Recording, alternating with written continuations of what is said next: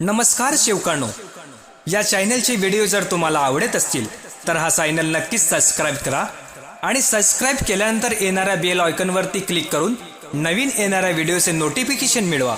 नमस्कार शेवकांनो, मी संदीप दादुरवाडे, आदर्श मानवधर्म सूत्रसंचालक या विशेष भागामध्ये तुम्हा सर्वांचे सहर्ष स्वागत करतो।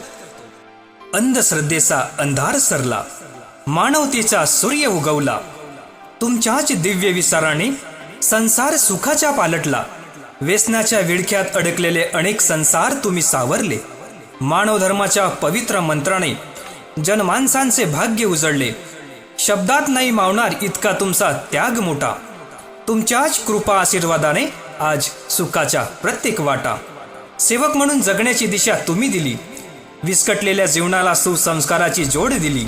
अशा या कलियुगात सत्याचे बीज पेरणारे, सत्य मर्यादा प्रेमाचे जनक, मानवधर्म व परमपूज्य परमात्मा एक सेवक मंडळ नागपूरचे संस्थापक, निष्काम कर्मयोगी, भारताचे आदर्श महामानव, थोर समाज सुधारक, महान त्यागी बाबा जुमदेवजी यांच्या 105व्या जयंतीनिमित्त सर्व सेवक सेविका बालसेवकांना हार्दिक हार्दिक शुभेच्छा।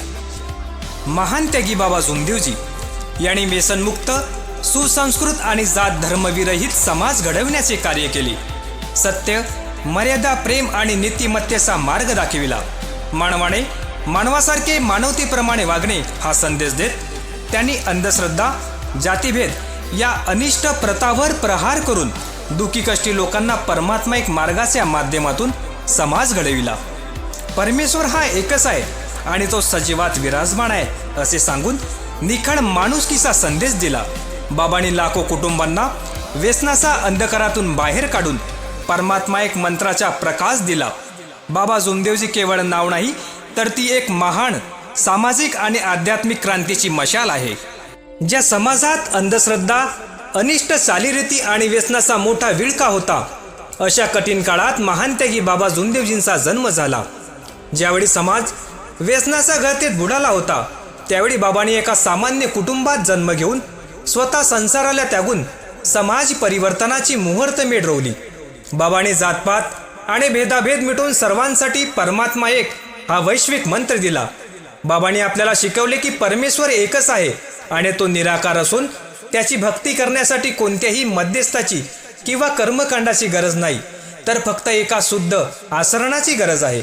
बाबांच्या कार्याचे सर्वात मोठे यश हजारो विखुरलेले संसार त्यांनी व्यसनमुक्त करून पुन्हा उभे केले। बाबांनी केवळ उपदेश दिले नाही तर प्रत्यक्ष कृतीतून लाखो तरुणांना व्यसनाच्या विळख्यातून बाहेर काढले। आज अनेक घरात जी आनंदाची दिवाळी साजरी होते, त्याचे सर्व श्रेय महान त्यागी बाबा जुमदेवजी यांच्या मार्गदर्शनाला जाते।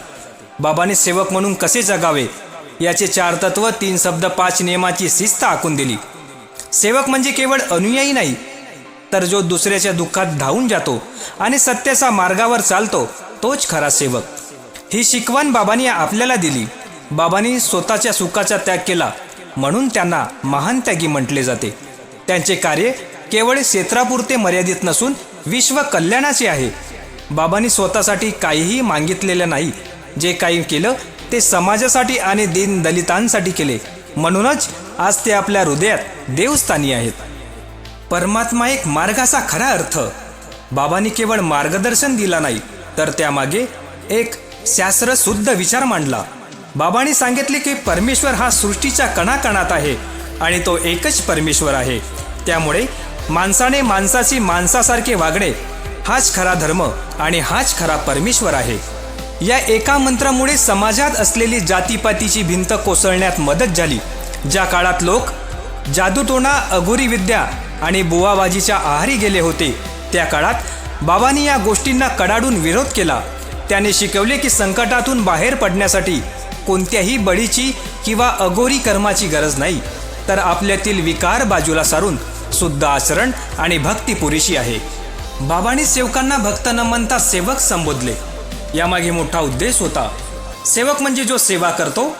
बाबांनी शिकवले की आधी आपल्या कुटुंबाची एकता करा, नंतर समाजाची आणि परमेश्वराची आराधना करा।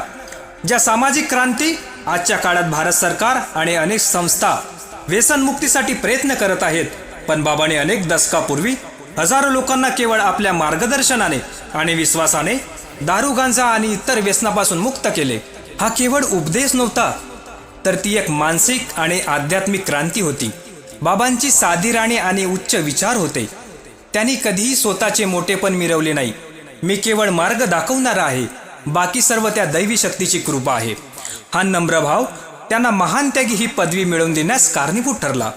त्यांच्या जयंतीनिमित्त आपण एक संकल्प करूया. व्यसनमुक्त राहूया, शुद्ध आचरण ठेवूया आणि मानवधर्माचा वारसा पुढे नेऊया.